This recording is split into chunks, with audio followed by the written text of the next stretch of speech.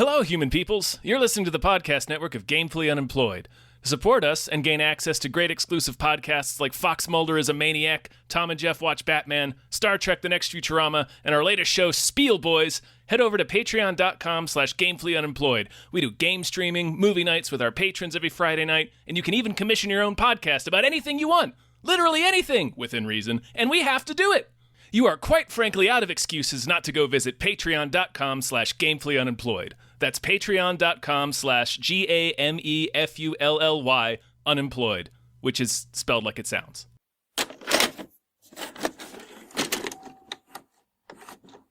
Oh my God. Hi, everybody. Hello, everyone. Hello. My name is David. My name is David Bell. My name is Tom Ryman. And I'm Robert Evans. And we just watched fucking Knightriders, baby. Oh, I knew you wanted to say it. With a K. Knightriders with a K. With a and that K is very important. Critical. Absolutely critical. Critical K. Knightriders. The knight is a fighting machine, disciplined in mind and heart, and noble to the death.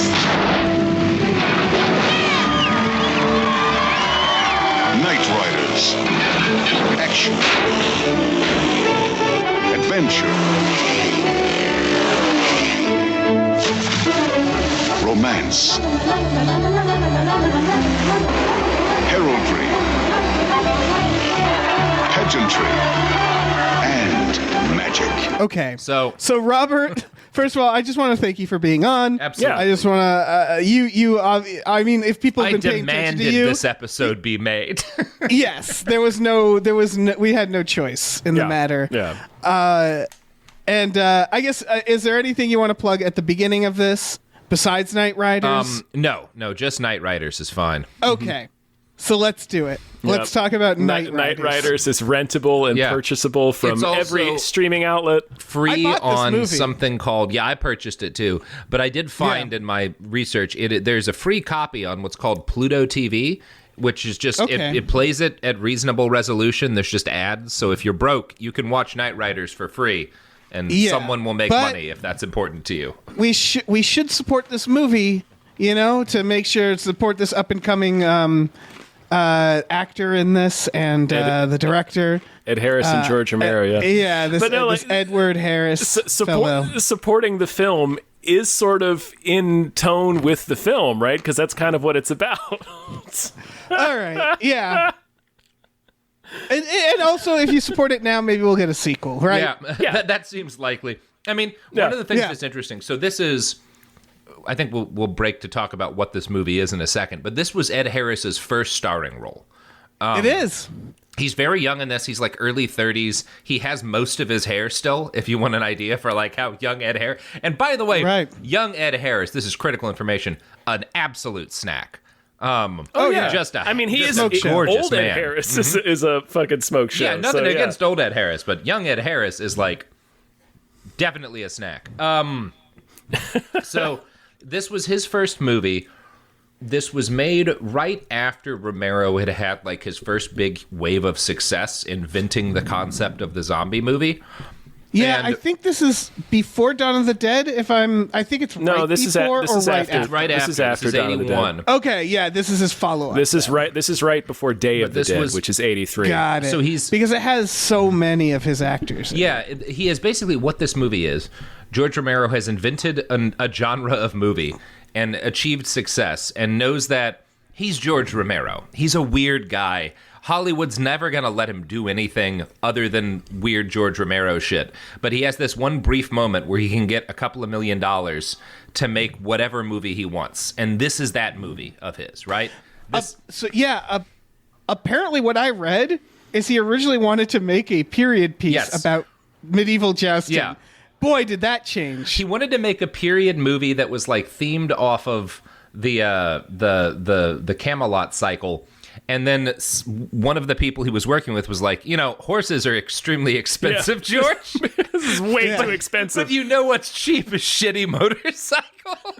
dirt bikes. We can shave $20 million off the budget if we set this in modern day with dirt bikes. And the stunts in this movie are incredible. The only there is thing, no way 12 people weren't killed. You see making this people film. fly off of motorcycles and their necks bend as they hit the ground head first. More than once. Yeah. Several times this happens. Yeah, it is. The only thing it's comparable to is the Mad Max movies in terms of like raw quality and apparent danger of the vehicle stunts. Right. Yeah, it's very extreme for original Mad Max and Road Warrior vibes off this movie. You almost certainly could not make this movie today. Like, No, if God, you did, no. you would have to have like $100 million plus in order to not get everyone killed legally. No one would let you make this movie. No one would approve this. But this was, again, that goes back to George was able to get money out of a studio because he just had this big hit and they weren't going to check too much on what he wanted to do. And this was him kind of writing a love letter to his friend, not just to the concept of filmmaking and to the stuff that he loved, but like to specifically the people he made movies with. A big part of this movie is the joy of making movies of making things with your friends. Right. Yeah, It's not about being evil Knievel. It's the art of the jousting. And don't you dare ask for his autograph or he will have a alarming meltdown. And then he will come and find you at your school. We should explain what the movie is about. Covered in mud and blood, he will show up in your elementary school classroom. Covered in mud and the blood of a police officer, mingling with his own. This movie is unhinged. It's so good. The first like 30 seconds, I like paused it and was like, wow, okay, so gotta make some notes here. Yeah. Because it just starts with shots of a crow and then hard cut to naked Ed Harris in the woods waking up. Yep. It was like, oh my goodness. Yep. Waking up, whipping himself in the back naked in a lake, making out with his girlfriend, and then dressing like a knight and hopping on a motorcycle. Yeah. Right. Just crawling up out of a sex haze. Yeah. And driving to work, which is a traveling motorcycle jousting Renaissance fair. Yeah, it's a small traveling Renaissance fair that is centered around these guys have basically invented a sport around jousting with motorcycles. And not just guys. This is among other things, this is an extremely diverse cast in a lot of ways. But, so they have this sport that they're doing, and it's becoming a sensation. And we kind of meet them as they have an article blow up about them, and their following starts to increase massively. And the movie, the fundamental conflict in the movie is there are people, Hollywood people sniffing around who want to turn them into a commercialized thing. And this is all... Ed Harris is... You don't know anything about his backstory, and he's King Billy. But he's definitely sees this as some sort of part of like an anti-capitalist crusade. Like he calls like the world outside of his little Renaissance fair the dragon. And he's clearly referring to like... capitalism and the entertainment industry kind of all in one with that. And a lot of things, like there's that layer of it, which is like sort of like Jon Favreau's Chef, where it's like very obviously about like movie making and indie movie making. And it's like, do we sell out our principles in order to stay afloat, or do we just keep doing what we love to do with the people we love to do it with, and damn, we'll just ride this as long as it can. But there's an undercurrent where like you said, he calls the outside world the dragon, and like Ed Harris is really kind of deranged in this movie. He's a little bit of a cult leader. Yeah. Yes. Because for a while I wasn't sure what he wanted. No. It's like when people were like, "Oh, you're in a magazine, you're going to be in county fairs and stuff." He's like, "It's not about that." And I'm like, "What is it about? It's dude? about like, fighting the dragon. It's about fighting it's what he screams. Yes. He is a man who, this movie is about outsiders, right? Yes. So it's about like found family, being societal outcasts. He is a man who does not want to live in the world. No. So he created his own world and he wants to live in it. And he is threatened and mortally threatened by like, he sees like being commercial or getting notoriety or kids coming up to him wanting his autograph. It's not, he's regarding that as like a dude, like it's like kind of like a libertarian movie, I guess, because he's like regarding it as like a dude living on his property and like somebody knocking on his door and wanting his autograph, and he's just like, I'm just living my life. What do you want my autograph for? I think it's right. I'm just living that joust life. I think it's a little more than that too, because I think what he's reacting to when the kid comes up to him, because there's a line he says to the kid where he says afterwards, where he's like, look, they look at me and all they see is another like Jim Jones type, and he mentions another couple of cult leaders, and the argument he's making is that like, I don't want people to look at me as any kind of like role model. I don't want to be anybody's hero. I'm trying to like, this is just my life that I'm trying to find for myself. And he doesn't want to he's kind of trying to reject the idea of celebrity while at the same time being the slightly cultish leader of this group of people who have all dropped out from society to follow him. And like the movie's never not aware of that, right? And like one of Ed Harris's kind of struggle through the movie is in part about giving that up and recognizing that like he actually has to let this thing that he's built breathe on its own without him being at the center of it. It is about art. It really is. As funny as that is with dirt bike jousting, it's about the idea that this is just what he wants to do, but he also has to eat. So it's like, if I can merge those two things, if I can live the way I want to live, but he doesn't want it to get too big. He doesn't want it to he doesn't want the money side get bigger than what he just wants to do, right? Yeah. Right. Like at one point, his queen says to him, like, yeah, we've been living this way for a while and it's worked, but it's like, it's getting too big. She says, we have an overhead now. Yeah. And she is, one of the things I appreciate about this is that none of the characters are who you kind of would expect them to be if this was just a movie about dirt bike jousting, right? Yeah. Like, well, I assumed this was going to be a movie about like rival dirt bike jousters. Yeah, exactly. Yeah, and what like overall spoilers is that there are conflicts, interpersonal conflicts, but at the end of the day, they're all just out there to joust. Yeah. And including the quote unquote bad guys, like, because there are people, there's like the Black Knight played by Rob Savini. Tom Savini. Tom Savini, sorry. And Tom Savini doing his own stunts. Yeah, of course. Of course. Yeah. And fucking, there's one where I don't know how he didn't break his neck. It's amazing. No, this movie is irresponsible. The stunts are irresponsible and wonderful. Somebody online, when I commented on this, was like, there was not nearly enough dirt bike jousting in this movie. And I was like, honestly, there's a shitload of dirt bike jousting in this movie. There's like a solid hour of dirt bike. The first 20 minutes, my note at the 25-minute was, is there going to be a plot or is this entire movie just people jousting on dirt bikes? Because to describe the first 20 minutes, he gets up naked in the woods, puts on his night outfit, goes to the Ren Fair, and then there just proceeds to be jousting. We see the for event 20 minutes in its entirety. Yeah. And I have to say, I'm never not engaged. This is a good. No. I watched this. My friends and I about like a week and a half ago went to a Renaissance fair, and as we were like coming home and stuff, all dressed up, we were trying to talk about like what to watch that night, and you know, A Knight's Tale came up, which is a fine movie to watch after a Renaissance fair, and there were a couple of other suggestions, and then Margaret Killjoy, who does a podcast, Cool People Who Did Cool Stuff on Our Network, and was staying with me, was like, have you ever heard of Knightriders? And I was like, no, I've never heard of Knightriders. She said, well, it's George Romero's longest film. It's the only one he made that's not a horror movie, and it stars Ed Harris, and they joust on dirt bikes. And I was like, yeah, fuck yeah. So we watched this thing, and it's great, and I love it.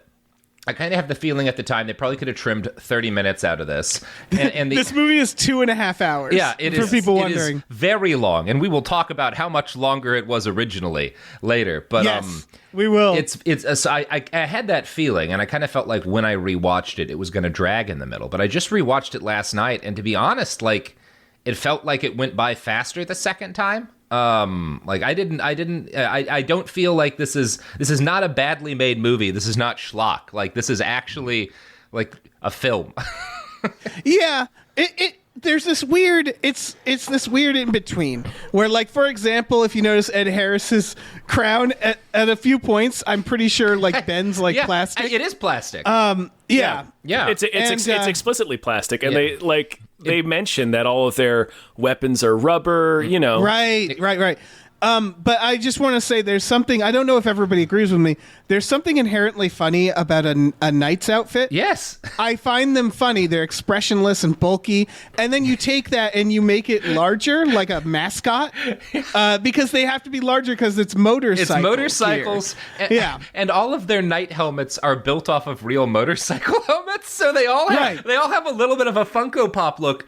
But that's part of the appeal. And this is, I think, so if you were to make this today, your two choices would be either you make this like as a practical effects film and you spend $150 million getting like... You make Fury Road. Yeah, you make Fury Road because it's that dangerous in terms of the stunts. Yeah. There are times where they've got like 30 guys all colliding with each other at reasonably... Anyway. Right. Or you do it CGI. And if you do it CGI, number one, it wouldn't have looked as good. But number two... like you wouldn't have one of the things that's notable about this movie is how thought out the way the fighting works is, the game that they've built is structured, because they actually had to do it. So there's scenes where like early on, because they have guys jousting on motorcycles, people are getting knocked off of motorcycles and the bikes go flying. And there's guys whose whole job is to be wearing padded suits and tackle the motorcycles. And yes. I don't think you have that in your movie if you aren't actually doing that with motorcycles and being like, oh, we need someone to catch this shit. Right. Well, that's they do too. Why? That's something you figure out with trial and error. Yeah. The movie hilariously demonstrates why they do that later. They fucking nearly kill a lady. You don't actually know she's not dead. They nearly kill a baby. So we don't know what happens to that baby either. Yeah, an unmanned...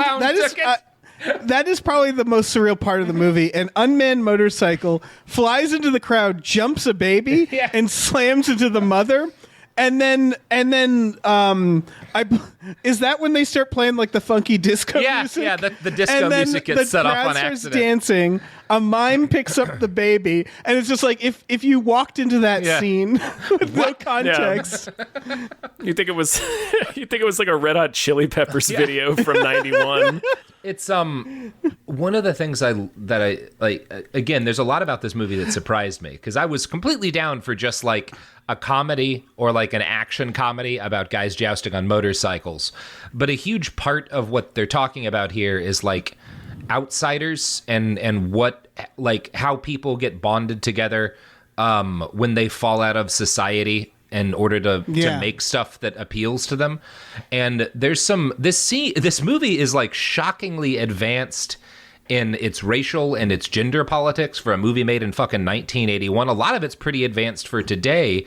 There's a really good scene where some of them are like sitting around a campfire and there's comments made about how one of the knights, who's a lesbian woman, like isn't very feminine, that she kind of like laughs off and says like, well, I'm not like it's a little bit of like almost non-binary discussion there. And then the topic turns to this guy who all of his friends are aware that he's gay and he hasn't really come out to himself.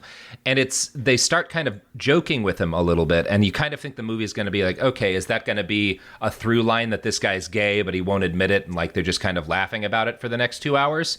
And no, what actually happens is because his friends come to him and talk to him about the fact that there's another dude who clearly has a crush on him, he winds up starting a relationship with this guy and coming out as homosexual, and it's just nice. And all of his friends are happy for all of his friends are happy for him.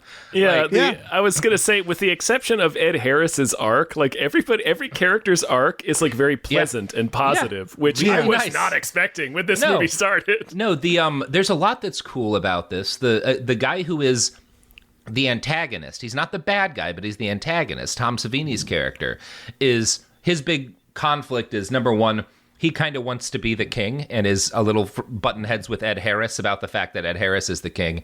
And number two, he wants to like make some money off of this. Not because he's like a greedy piece of shit, but because he's like, look, man, we're getting hurt out here. Like, wouldn't it be nice to not be scraping by? And there's a big conflict over this. And he gets an offer from Gennaro. He gets an offer Gennaro, from Donald who's Gennaro. like, we're going to make a fortune off this place. The lawyer from Jurassic Park is one of the only actual bad guys in the movie. He is wearing... When we meet him, he shows up, he introduces himself, he's got like the most mobster name. Italian I can't remember what it was. Sleaze lawyer name, yeah. And his shirt is open, like more buttons than are on a shirt. He's just wide open, and he is wearing no less than 3 gold chains. Yes, of different lengths. Amazing. He's an incredible character. Amazing sleeves. When they cast him in Jurassic Park, I feel like Spielberg had watched this and was like, "Oh, we need the guy from Knightriders." Yeah. Also, Get while him we're in on here. the subject of while we're on the subject of cameos, Ed Harris's first starring role, it's also somebody else's first film ever. And that person is Stephen King. Stephen King and his wife are in this. Yes, they sure are. I think they were making Creepshow. Yeah. He's like, that's what happened. He's like wearing his Creepshow. Yeah, he's just almost. a side character. Like he's eating a sandwich. Yeah, he's in the credited audience. as Hoagie Man. Yeah. His whole bit is he thinks it's fake, like wrestling, and it's like, how? Yeah, how do you think it's fake? They faked Stephen this. King. A man just flew 40 feet off of a motorcycle and hit his head on a tree. There's a certain level of like this shows off a certain level of contempt that Romero has for like audiences. Yeah, because whenever the audience, because whenever they're in front of an audience, they portray them as just fucking yokels, just like dipshits through and through. Yeah, it's very funny, and it's there's again the movie, like the casting is incredibly diverse, and they don't like do nothing with that. One of like the early conflicts in the film is there's a cop who wants a bribe in order to let them do their thing, and they've gotten their permits. They have a lawyer who we'll talk about, but the cop like he wants a bribe, so he comes back at night and he like hassles them until he finds one of the guys in the Ren Fair has weed in his van, and so he takes that guy in. And Ed Harris's character in this is the paladin, right? If we're talking in D&D terms. So Ed Harris is like he's not going to fight the cop, but he's like, well, then you have to take me in too, because I want to make sure that you don't do anything to him. Cut to the next scene, a shockingly brutal scene of the police beating this man senseless, while Ed Harris like howls in pain and eventually agrees to bribe them. Like Ed Harris looks genuinely distraught in that scene. And then he gets dragged out later of the police station yelling, "I'm going to wipe you out, man," to the cop. Yeah. Which, foreshadowing. Yeah. So that's a gnarly scene. And kind of after it, he's camping out with a couple of his guys, this dude, Brother Blue, who plays Merlin. The actor is a guy named Brother Blue, I'll talk about him like immediately after this. There's so much I want to say about this movie. Yeah. But the names, by the way, are King Arthur / Robin Hood names. Yes. Did I get that right? Yeah. Oh, yeah. They just sort of like, they're just like, pick a medieval sounding name. It's fine. They sort of call it out too, or they say like Tom Savini's name is Morgan Le Fay, and he's like, oh, he didn't know Morgan Le Fay was a woman. He didn't know she was a woman. He just thought it was a cool name. Yeah, it is a cool name. But also he keeps it because nobody's going to give him that much shit for it because they're not bad about that stuff. Anyway, so he fucking Ed Harris and his lawyer and this guy Brother Blue, who's a very tall, gaunt, kind of hauntingly spoken black man, and then his friend who got the shit beaten out of him in jail are all camping out, and they're talking about, like, they're having this conversation about selling out and about, is it okay to compromise for art? Is it not? And the guy who's just gotten, like, everyone's arguing with Ed Harris because Ed Harris is a crazy person. And the guy who's just gotten beaten up by the cops is like, look, man, you know, the last time, it's a very moving moment where he's like, look, the last time I got the shit kicked out of me by the cops, it's because I was and then he uses the term like inward lover, right? And he clearly like, oh, back during the civil rights movement or something, like you got the shit kicked out of you for protesting or something. And then, and you know, when I got out of jail the next day, I wanted to kill myself because the world was just such a terrible place and I couldn't think of any reason to go on. When I got out of jail this time, I didn't want to kill myself, and it's because of this thing you made. And so as far as I'm concerned, if we have to compromise a little bit to make some money to keep this going, that's fine. Which is like, Ed Harris is absolutely in the wrong there. And it's this actual like, I don't know, I found it a very affecting scene, just like I found the scene where like they talk to their friend about the fact that he's clearly gay. Yeah. Well, what it really does say a lot about like art and the levels of it, because that's the idea, right? Is I think the reason they are Knightriders with a K is that I mean, obviously Romero, like we pointed out, a producer randomly was like, oh, you should put them on motorbikes, but it works because it's inherently like it's a silly idea, right? And then you have levels of passion for it. And there are the people who appreciate it on a novel level, the yokels, the audience who come in, and one guy's like, hey, it's fake. And they just want like the fun music, which Ed Harris is totally against. And then there's the people involved in the art who are like, yeah, this changes my life. I'm really passionate about it, but I'm not so passionate that it's like, yeah, I would get paid for it. I'll make compromises. Yeah. And then you have Ed Harris, who is like, no, I'm putting my blood, sweat, and tears in this. This is everything to me. And that just like really does show the full, like the spectrum of how art works, right? And how specifically filmmaking works, where it's like you have people there who are like, yeah, I'll make compromises. It's fine. Yeah. But then you have someone who's like, no, this is my fucking vision. And it has to be exactly what it is. And so he's clearly making observation about that and how like kind of everybody is into it. Yeah. And we'll get into the end and how like the artist has to kind of accept that too. And one of the things that is impressive about this is that all of the different perspectives on this, even the clashing ones, are shown as necessary. There's no, like, the shallow version of this movie would be like, well, the people who wanted him to sell out are wrong, and he like wins the day and somehow keeps the thing going. And like one of the, like the lawyer who is, so his character, he has like a lawyer who's got a very Hollywood's kind of vibe to him, likes drinking, likes smoking, and I think again, and kind of the worst version of this would be like the Gennaro character. But it's clear that he only wants to engage with the world and like handle legal shit to the extent that is necessary to keep them riding and fighting on their motorcycles. Like he's actually just committed to the project and is someone who sees things from a different perspective from Ed Harris because he has to, because he's the only reason they're not all in jail, because he takes care of that kind of shit for them. I don't know. It was good.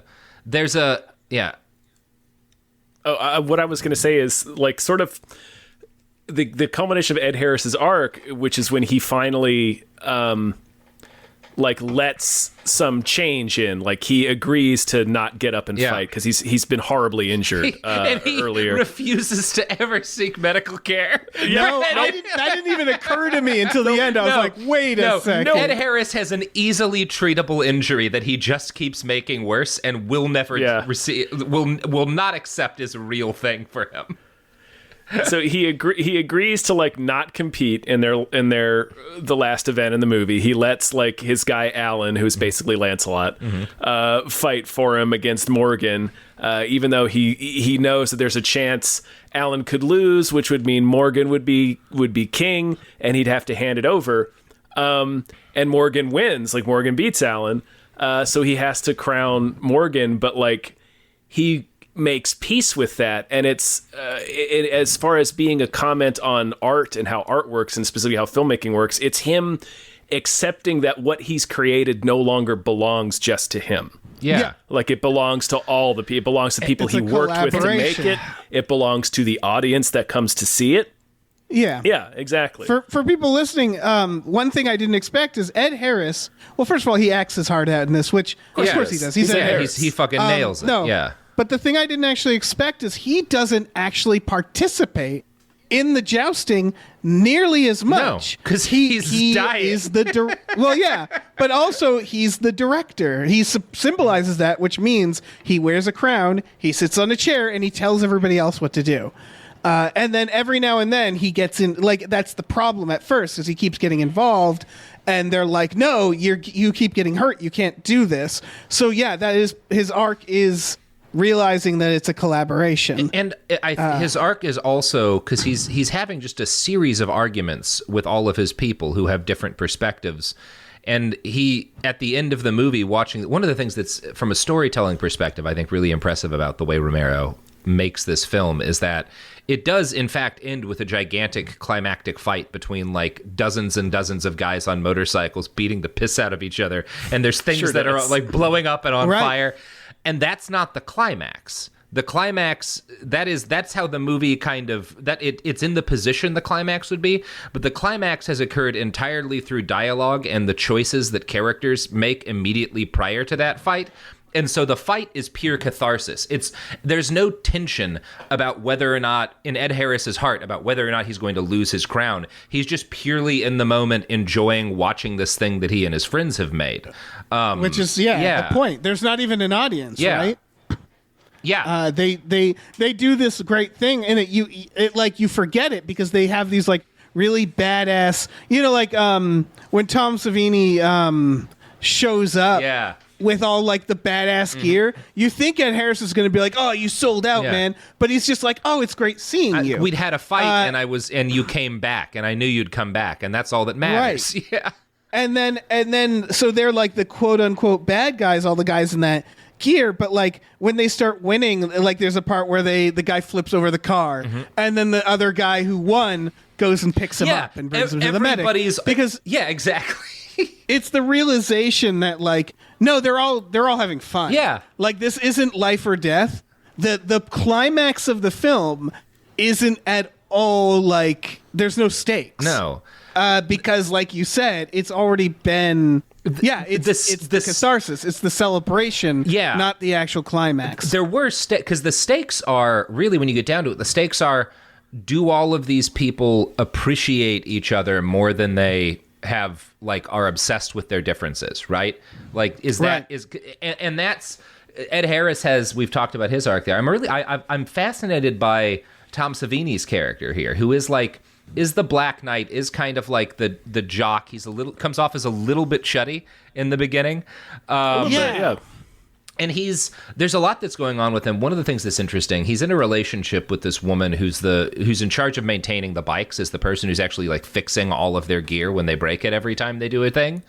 And so he's in love with her, she's in love with him, but he's also just kind of sleeping around, and not in a cheating way, because they talk about it. She knows that he is fucking other people, and he is not hiding it from her. And rather than there being a moment where there's like a giant blow up between them, they have an actual adult conversation, and she's like, look, I'm okay with this now because you're the guy I like the most, but that won't always be the case. So like, there's a clock on this thing if you're not willing to make some changes. And, at the end of the movie, Tom Savini picks her as his queen when he's crowned because he appreciates her. And the other thing that's going on in this is, throughout the movie, again, she's like a grease monkey, right? She's fixing motorcycles. She gets dirty. And Tom is a couple of people give her shit for like, well, you got to wash the grease off your face. He doesn't want to see you all dirty and stuff. And at the end of the movie, he winds up deciding he wants to be with her. And she doesn't have to change at all. There's no scene where she dresses up and like pretties her. Right. She just continues fixing bikes because that's what she does. And Tom Savini gets over a thing that was unreasonable. Right. He was the one who needed to change. Yeah. For the 80s, that's a big deal. And she is like, I think of even like subversive movies like Slapshot, which is an extremely dated movie for many reasons. But even that, they do the makeover scene. Yeah. Like, while trying to be a quote-unquote subversive comedy, they don't do that here at all. And I just realized with Savini's character, he is also the protagonist. Yes. In that he has a full arc. Yeah. He even cries at the end when he gets the crown. But you could have easily made this movie with him as the main character, which is, he actually has the more main character role where he's like hotshot and really wants to be king. And is he going to be king? And then he gets this. He gets like seduced by the Donald Gennaro and the promise of fame and fortune. And then he has a turn where he sees his like fellow joust mates like living like rock stars and realizes like, this is not going to work out, right? We will literally... The thing that has happened is that, like, all of the nights he realizes, like, as soon as they're in a hotel room for a night, they start beating each other with things in the hotel room. Because, if they don't have jousting, they'll just commit murder on each other. Like, they can't be controlled. Yeah, exactly. He also has the best photo shoot ever. Oh, my God. If I was Savini, yes. That would be my Christmas card every year. Tom Savini, You don't know that it's not, Dave. Yeah. Just a sexy Tom Savini. He looks like a fucking bearskin rug. He is jacked, by the way. He looks like a bear in He-Man armor. Yeah, he's fucking ripped in this movie. So because I went into a rabbit hole after this, I learned a lot about all these people. Do you know anything about Tom Savini? Like, other than... just that he does the visual makeup effects. Oh, you did? He guest taught a class at film school. Oh, shit. That I did. Well, so he is the guy, he and George Romero together invented zombie movies, because he is the guy who did the very first zombie makeup, like for modern kind of film zombies. He created the visual language in like props and in makeup of zombie movies, right? That's like they're the that's why he Yeah. did the remake of Night of the Living Dead. Yeah. The Barbara is in this too, by the way, And cool. the Queen, I believe. Oh, I neat. believe the Queen. Yeah, I'm not sure. Yeah, I want to talk about her too, but like, so Tom, the thing that he was doing, like the thing that I guess prepared him to make zombie movies, is he was in Vietnam and saw some really horrible combat. And so the zombie makeup he was doing was kind of like him processing a lot of the horrible shit that he'd seen in Southeast Asia, and is also probably why when his best friend was like, "Hey, do you want to motorcycle joust in a film?" He was like, "Yeah, that's not the most dangerous thing I've ever done." Sure, why not? The other there's again a bunch of cool stuff. His romantic interest, the grease monkey girl who maintains the motor pool, was George Romero's wife. Oh, wow. Yeah, Okay. yeah, that's his actual wife, at least at the time. I don't know what his whole relationship story was, but like, yeah, that was his actual wife at the time. And so what'd you guys think of Merlin? Oh my God. Yeah, that's right. You were going to tell us about Brother Blue. Yeah. So my view, I wrote this down, is that if someone calls himself a doctor and their name is Merlin and they have butterfly face tattoos, they're either the best doctor or the worst doctor. Nothing in between. But I can tell you what, though, I would also consider both those things, and then I would still roll those dice. Yeah. Yes. Oh, me too. I'm doing anything that man tells me. Yeah. He walks. He's either gonna kill you, Yeah. or give you magical powers. Yeah. Like it's yeah. You take that chance every time. He is Yeah. Brother Blue. This guy, you kind of have to see him and hear him to understand what's going on with this man. But like, he is the build of like a wraith. He's this incredible looking person with this amazing like he looks like a character in a fantasy book, especially the way he's dressed in this with these butterflies that he's painted all over himself. And he talks like at times like he's scatting and at times like he's reading poetry. And none of that was written by George Romero. George Romero got this guy because of who he was. So Brother Blue, Merlin in this, who is their doctor and also like kind of the center of the cult that they've created around motorcycle jousting, because they built a little bit of a religion for themselves too. He was like served in the army during World War II and was discharged, and then went to Harvard. Then he went to Yale after going to Harvard to the School of Drama and got a PhD in divinity with pastoral sacred storytelling as like a focus. So he is an actual doctor. He is a doctor of storytelling, and he went on to win festivals all around. He performed all around the world, both like at big venues, and he would just do street performances. He was the official storyteller of Boston and of Cambridge by resolutions of both city councils, and a bunch of other shit. Like he was just this. I'm certain Romero encountered him out in the world because he was just like a guy. But yeah, he's just a fascinating man who he brought in because he needed someone kind of ethereal to play Merlin. Yeah, he's known. I'm looking him up. He's known for having butterflies. Yep. Painted on his palm. There's like a short film about him. He has since passed in 2009. Yeah. He was 88. Yeah, he lived a great grand life. Yeah. I was going to say he was in World War II. That was a long time ago. Yeah. Yeah, he did just fine. Seems to have had about as good a life as you can have, actually. Yeah. But his character in this movie, because they have a little scene where he talks about it, where he's like, well, I'm working at the hospital one day, and Ed Harris comes in because he's gotten hurt in motorcycle jousting, and the way he explained their plan to drop out of society and survive as a Renaissance fair fighting on motorcycles made me decide to quit medicine. Amazing. And he has They really are. Yeah, sorry. No, just the cult aspect of this. One thing you notice is that they keep, like, we only see it once, but it really is heavily implied. They keep, like, going into town, doing these parades and stuff, and then just kind of, like, absorbing people. Yeah. Like, the first one is the woman who's there with her dad, who is just a man at rock bottom. Yeah. He passes out. He passes out and then beats the shit out of her mom. When they take her away, we see that he's that her mom is getting beaten by him. She is abandoning an abusive situation. And the daughter goes with them. Yeah. And then he later brings her back like it's Harry and the Hendersons. He's like, "Go on, go." He does. He sure does. Yeah. But then Savini meets a woman at the parade they do to advertise, and then she's just there, and so it's like, oh, they just sort of like pick people up, and then those people just sort of stay with them like a cult. Yeah. He is. Ed Harris is David Koresh on a motorcycle. Yeah, it's a traveling cult. Yeah, it is a traveling cult. And it's like there's this kind of like awareness of it a little bit around the edges. And one of the things that Ed Harris kind of does in the movie is at the end, he gives up his crown and he drives off into the sunset. And oh boy, Sunset's a good way to describe it. I'm so glad we're talking about this. We have to talk about every stage of what he does. Yeah, Tom, why don't you explain to the audience what happens with Ed here? So what happens? The first thing Ed Harris does, he takes off, and he's picked up some new guy that's following him.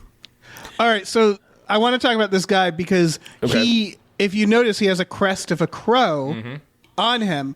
He is the crow that he dreamed about. That is the symbolism. It's this Native American man. I don't know if it's actually played by a Native American. I kind of think it's the 80s. So I wouldn't. Yeah. But he shows up and he's sort of like Ed Harris is like, I want that guy, and I think it's because he represents the crow to him. Anyway, well, he's also Ed has received a prophecy from his maybe Dr. Merlin that he's going to die. His death will be related to a blackbird, which the kid paints on his homemade armor. Right. So he's got this crow guy following him.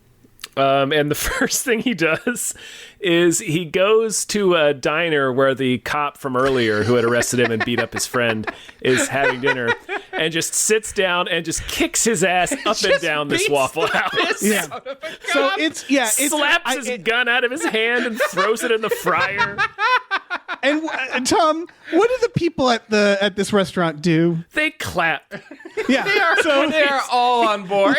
They're all ACAB. Yeah. It's amazing because, I mean, did you mention he's dressed as a knight? Like, these people are having dinner. Yeah. A man dressed as a knight walks in and starts beating the crap out of a cop, and it's a standing ovation. Everybody is on board immediately. Beating him like supernaturally. He's beating him like a Street Fighter character, but like a Street Fighter character, the way that a Street Fighter character would beat a real person. Right. No one reacts. Or no one working reacts. He throws his gun into the fryolator, and the fast food people are just like, "Yep, like that thing's gonna go off in there. It might. I don't know. It seems like it's a problem. They're going to have to deal with the gun in the fryolator. I feel like at the very least you should turn the fryer off. I don't know. Yeah. I don't know. I'm no big city gun expert, but so he beats the Christ out of this guy. And he leaves, and then he drives some more, and he pulls up to this elementary school where they're saying the Pledge of Allegiance, and I'm sure that has something that has something to do with like indoctrination and being part of society because his group is outside of society. I'm sure there's some commentary there, but this little boy who had come to him earlier and asked for his autograph, he just walks into the classroom again, dressed as a knight. Covered in several layers of road dirt and blood. A cop's blood and his own, because his injury is reopened by then. I need to point something out. He doesn't know the child's name. No. The child asked for an autograph once, and he told the child to fuck off. I don't know how he found that child. He went to that child. Imagine seeing that as a kid. This fucking knight that you met at a Ren fair barge into your classroom and give you a sword. It's his hero. It is. It's his hero. Yeah. I like to imagine the kid has been like into G.I. Joes now, and it's like it's just. But I like to imagine my goodness. the scenes that were cut out of Ed Harris going into that school, because it's like, well, this is the school nearest the Ren Fair, and walking into different classrooms, just like stumbling in, bleeding. I'm looking for a kid with glasses. Bloody, he's got a bowl cut. Fucking bloody motocross King Arthur just peeking his head in. The police have been called 10 times from that school. Oh yeah, this they would immediately go on lockdown today if this dude walked in. But he walks up then too, frankly. They should, but we kind of didn't care about kids back then. It's true. Yeah, it's true. So he walks in and hands the kid his sword and his gauntlets, I believe. He hands him some of his shit. Yeah. Yeah, he hands him his sword. He gives the child a weapon and leaves. He doesn't say a single word. No, he doesn't. It's a blunted sword, but I'd like to point out that when you're swinging a blunted sword while riding a motorcycle, it's just a regular sword. Yeah. Yes, this is very true. Anyway, so he gets those two deeds done. He gets on the end. This might be the most shocking moment of the movie. It sure is, Tom. Go watch the film, by the way. If you're on board, go watch it before you. Yeah. So he gets on the highway with his crow guy in tow, and he's just having visions of like his dream and his great life. The only horse we see in the movie, we see like a knight. Horse. Yeah. Yeah, like I was like, oh, is that all he wanted this whole time? Well, I think he's to just ride a fucking horse for once. Right. Well, he's like finally transporting back to like the lords and lady days, right? Yeah. Like he wants to live this life because he's lost a tremendous of... amount of blood. Yeah, right. Yeah, he is delirious at this point. He's lost a lot of blood and has CTE. Right. This is where I noticed he was bleeding. I was like, wait a second, is he okay? And he can't keep his eyes open. No. Yeah. So like he has this vision of like him riding a horseback back in olden times, and like it's everything he wanted, and he's accomplished everything. You know, he's at peace with his thing. He set things right with the kid. He beat the bejesus out of that cop, and he does like the City of Angels thing. The Meg Ryan and City of Angels thing, where he like closes his eyes and looks straight up, and he gets like pulverized, like obliterated, like fucking Brock Lesnar speared, by an 18-wheeler, just but like annihilated. Looney Tunes style. Like it exploded. Shows exploded. His helmet, his gauntlets, like and his armor tinkling underneath the truck. It is Looney Tunes. And we've talked about it by this truck. For the real world version of this, what's happened in the movie outside of all of the beautiful dialogue is that a Native American teenager showed up one day in homemade armor. Ed Harris beat him to a pulp and then made the kid follow him around and watch him die. Yeah, watch him drive into an 18-wheeler. Right, because this Native American, he must know Ed Harris is bleeding out. Like, I'm pretty sure he went with this guy because this guy didn't care about his well-being, I feel like. No. Where he's just like, all right, you want to watch me spiral? And he's like, sure, man. Hell yeah, I'll watch dude. that. I wouldn't miss that for the world. You want to watch the last days of my descent into madness? Yeah. The kid probably just grabbed his wallet and then kept riding. Fuck, man. Yeah. I don't want to have any. But and then they cut to a funeral. No idea what they're burying because it sure as hell isn't a dead body. It's his fucking motorcycle part. Yeah, it's his motorcycle. Yeah, it's his crown. Yeah. They're burying his crown. His fucking Burger King crown. That is the most shocking thing to happen because it doesn't need to happen for what this movie is about. There is no. It doesn't. He doesn't need to explode and get hit by a semi. That was a decision. But I'm glad it happened. Yeah. I'm so excited it happened. Yeah. It's like, It's like I don't want to call this movie an internal drama because it's not. But like, it is like having something. Like, I don't fucking know, like Michael Collins end with somebody getting hit by an 18-wheeler and exploding. Like, even though it's a movie about motorcycle jousting, it still comes out of nowhere. Yeah, you do not quite expect that to be where the end goes. Oh, man, it is so good, though. It is so good. So the original... The first version of or cut of the movie that he turned into the studio was 3 hours, but in interviews he claimed that the original cut of the movie when he was putting it together was 17 hours long. Yeah, sure. I'm sure. I want to see it so badly. 15 of those hours, it was just Ed Harris beating the cop. Yeah, just 15 hours of that. Ed Harris switching between beating the cop and we haven't mentioned this. Ed Harris repeatedly naked in a pond hits himself in the back with a whip to flagellate himself. Like that's his morning part of his morning routine. Yeah, it's his morning penance. Yeah. 17 hours. That's because like that's rare. Like there are movies that they have these insanely long like work prints. Yeah. But like even Apocalypse Now is like 5 hours. Like that 17 hours that's a bit much. That is like Peter Jackson's looking at that like, yeah, that's too long. That's too long. I mean, this complicated movie, you know, like all the motorcycle stuff. I'm sure he's just shot hours and hours and hours of that. It was probably all came down to him in the editing room, just like, what do I cut from the jousting? It's all gold. It's gold. Awesome. Yeah. Yeah, and I don't know. This movie, were it being made today, and somehow still by George Romero with practical effects, it might have been better as like a 10-episode series on streaming platform X or whatever. Yeah, maybe. Like that would have been fine. Yeah. I certainly like wouldn't have minded more time with the characters and the fucking the jousting and the jousting. One of my first thoughts about this movie is, why aren't we doing this? Yeah, like why isn't every this my medieval life? times? Yeah, and replace the horses with motorcycles. Yeah. Well, do you remember how we mentioned up top where we're pretty sure 12 people died? Yeah, but why isn't this like? That's why we're not doing this. Yeah, but listen, we have plenty of people. The most dangerous thing I've ever seen. We have plenty of people on this. It's insane. All right. This should be how we fight wars. Yes. This should be. There's so many things that should be resolved this way. Ed Harris's character is right. This is what we should replace capitalism with: is a society based around motorcycle jousting and Renaissance fair culture. Perfect. Yeah, I'm part of this cult. I'm in it. Yeah. Yeah, that's one of the things that's fun about this movie is that for all of Ed Harris's character is legitimately a lunatic and it is a little culty. At no point am I like, why are all these people following him? Like the whole time I'm like, this seems much better than normal life.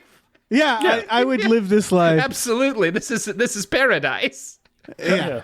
I mean, they should remake Jurassic Park, replace the dinosaurs with Ed Harris doing this. Yeah, exactly. Just like. I want cloned Ed Harris's all jousting. Keep Donald Gennaro. Keep Gennaro. Keep Gennaro. He's fine.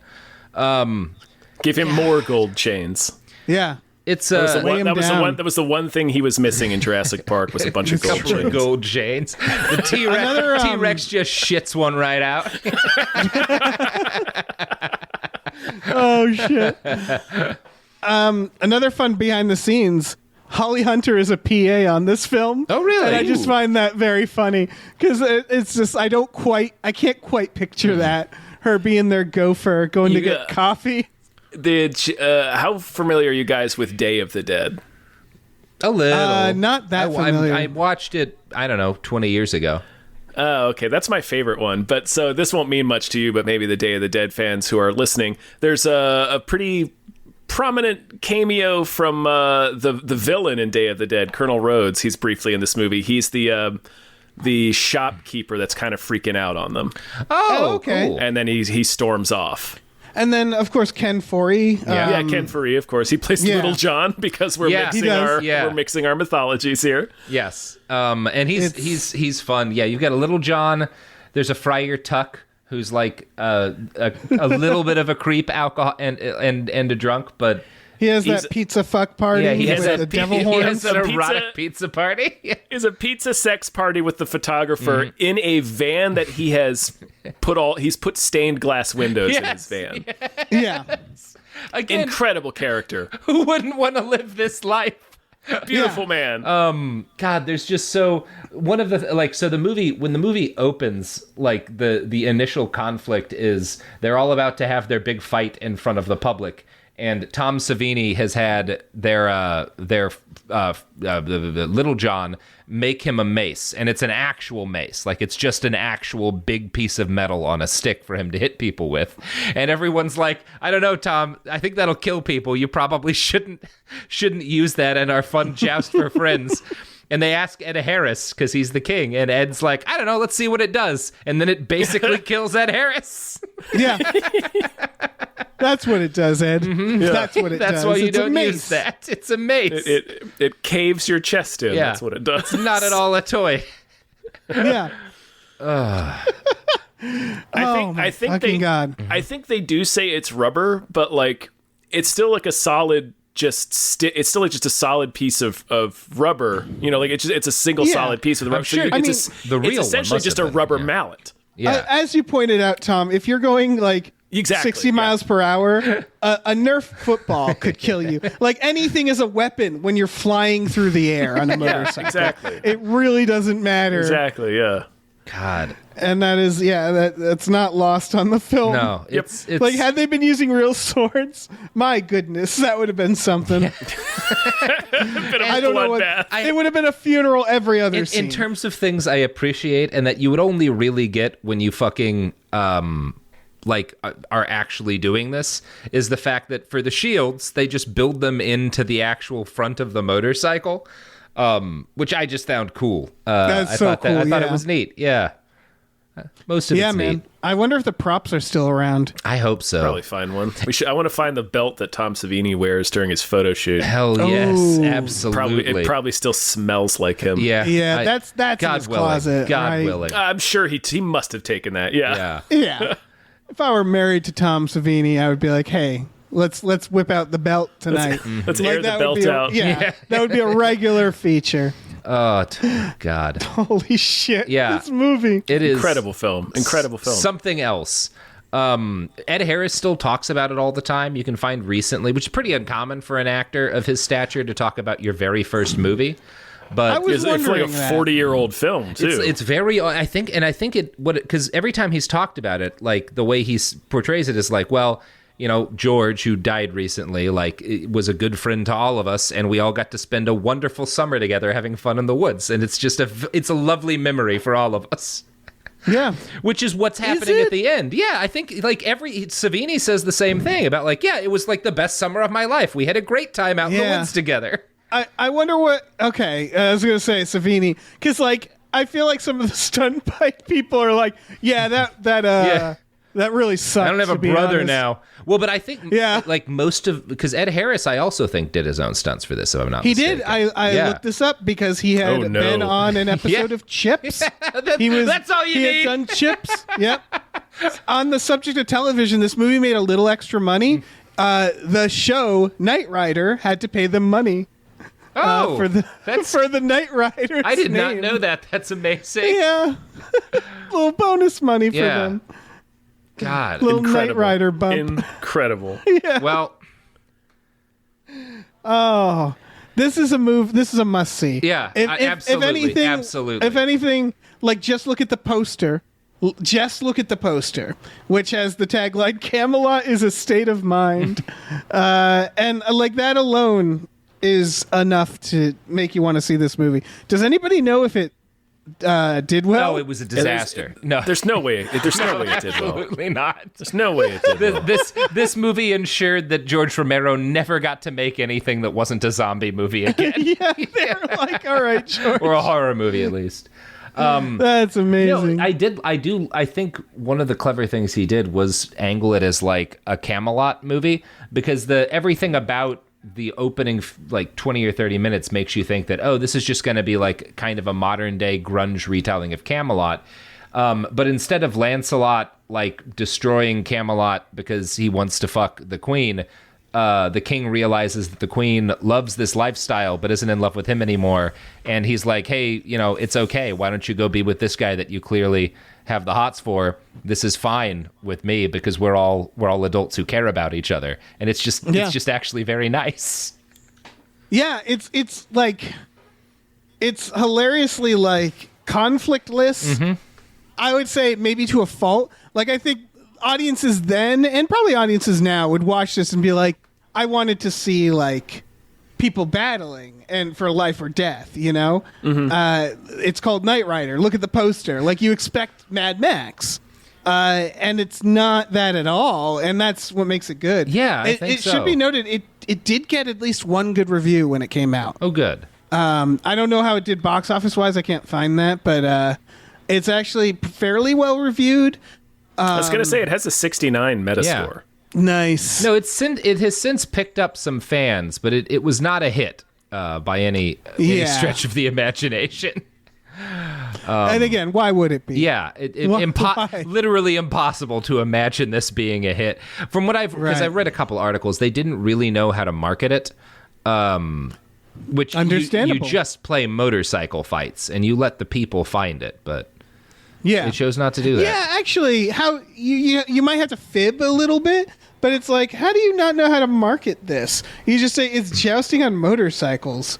Get really high and go to the theater, and you're good. Get with the program, you dork. Yeah. God. Yeah, who's the problem here? It's motorcycle nights. Yeah, it's your problem if I can't sell you on that. Yeah. I don't know what to tell you, man. It's got Gennaro. Ed Harris leading motorcycle nights. Tom Savini is there, mostly nude. Yeah, he sure shit. Ed Harris, he wouldn't be a big draw. Again, it's his first starring role. No, not yet. That's wild. So that wouldn't mean anything to people. I will also say, since we're getting to the end of this, Tom Savini would not have expected anything from him as an actor because he's a special effects man and makeup artist.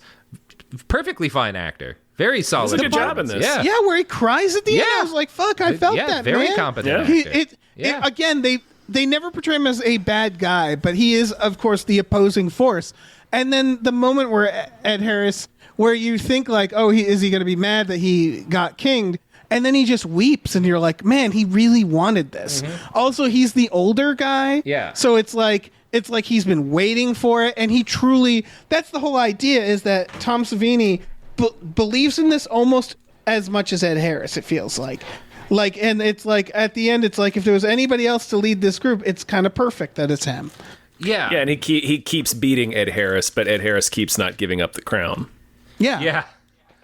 And I think that one of the things I really, like you were saying, Dave, like the fact that the conflict in this isn't internal to the people because they're all just really good friends.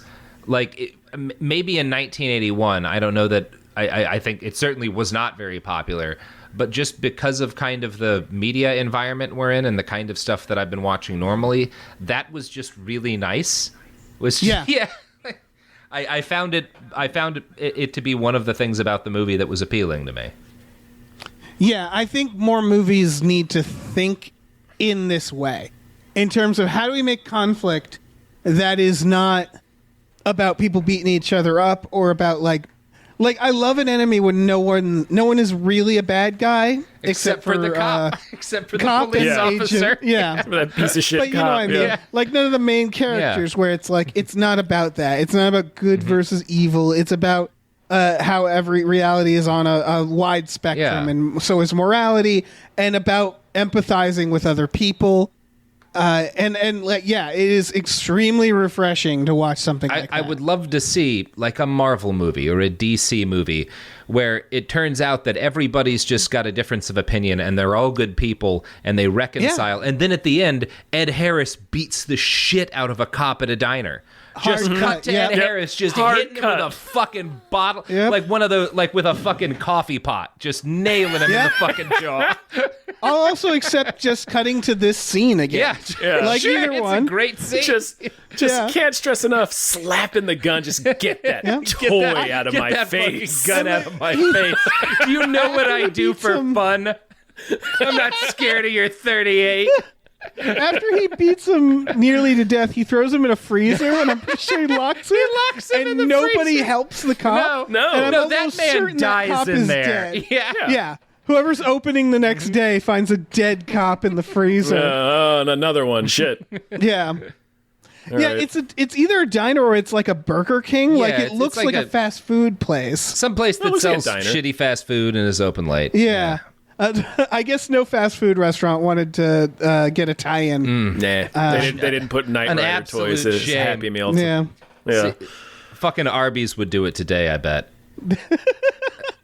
They would. They really would. They're unhinged. Arby's down for anything. The right kind of unhinged for this movie. Yeah. Oh, man. I think we should probably wrap things up if anybody has any final thoughts. Just watch this movie. Yeah. Yeah, honestly, that's my thought. Yeah. Watch this fucking movie. Yeah. Yeah, and I would say like just don't don't get like real drunk and expect to watch like something that's going to be like action packed or like stupid. It's definitely silly. There's some really funny parts. But there is more dialogue scenes than you'll expect.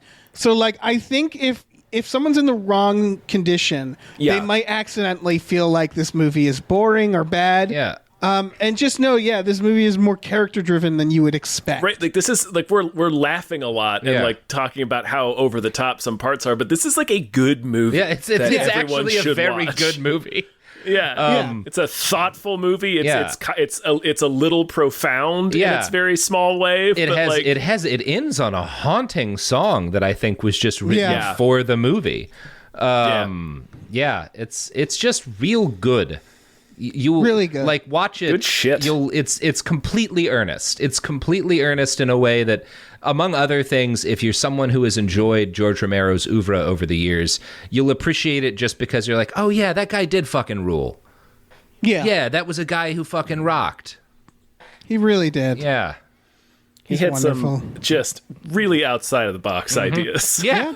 Also, his later like Diary of the Dead, I like Land of the Dead. That shit's pretty fun. Like if people haven't checked that out. I like Land of the Dead. Yeah. I like Diary of the Dead. I don't have an encyclopedic knowledge of the George Romero film canon, but every time I've sat down and watched a George Romero movie, I've walked away happy for the experience, and this is no exception. No, not at all. I think if you got to see one George Romero movie, I guess it would be Night of the Living Dead, and then this, and then Knightriders. They're neck and neck. Yeah, guys, and neck. Guys. Knightriders of the Living Dead. There we go. Because that would be a cool. Honestly, that would be a cool movie if it's this, and then slowly the world collapses into a zombie apocalypse outside of the Ren Fair. Like, you got a good film in that premise. Right. Or we should have lived in a world where we're talking about this as like, Romero, the father of zombie genre and the Knightrider genre. Oh, yeah. Where like the there's sport just that has hundreds replaced of capitalism. It's just a genre now. Yeah, perfect. Oh, yeah. Well, you're only 18, so you don't remember when we decided to end all world governments and become a series of traveling Renaissance fairs jousting on motorcycles. Yeah. It was the best decision we made. It was really we got it all right since then. Yeah. Climate change isn't a problem. Everything's perfect. Yeah. All those motorcycles. But yeah, probably not a problem. They get great mileage, Dave. Yeah, you're right. Yeah. It's less of a problem. Much less of a problem. Robert, thank you so much. Yeah, thank you so much for having me. Kicking in our door and demanding that we cover this film. And shoving this into my heart. Mm-hmm. Yep. And everybody else's heart. Driving it into my heart. Yeah. It's like a blunted sword swung from a motorcycle. God. Are you sure you have nothing to plug? Oh, yeah, I have a novel. Perhaps a network. Okay. I was going to say a network you run. Yeah, I got things to plug. I have a novel, After the Revolution. You can just Google that title, After the Revolution, and AK Press, or just type it into whatever thing you buy books on. It'll be there in a variety of forms. Mm-hmm. I have a network, Cool Zone Media. We have shows like It Could Happen Here, which is a daily news podcast, and Behind the Bastards, which is about shitty people. Yeah. It sure is. Do all of that, folks. Dave, what do we got going on? I was about to listen. We have a Patreon, patreon.com/gamefullyunemployed. You go on there for $5 a month. You get exclusive podcasts like Tom and Jeff Watch Batman, Fox Mulder is a Maniac, Star Trek's The Next Futurama, and Spielboys. Gamefully, GAMEFULLY, unemployed on Patreon. Check it out. Yeah. We also watch movies. Every Friday night with our patrons, feel like this movie might show up on that. Mm-hmm. I feel like we may have to do a non-zombie Romero night sometime soon. Yeah, that's a good idea. Like this in like the dark half. Yeah. Or like Creep Show. Yeah, absolutely. We also have a store. Head over to gamefullyunemployed.com where you can find a link to our Teespring store where we have all kinds of cool original artwork and designs you can get on t-shirts, mugs, stickers, posters, all sorts of things. So slap your little nightly peepers on that. Yeah. Yeah. I think we can be done. Yeah.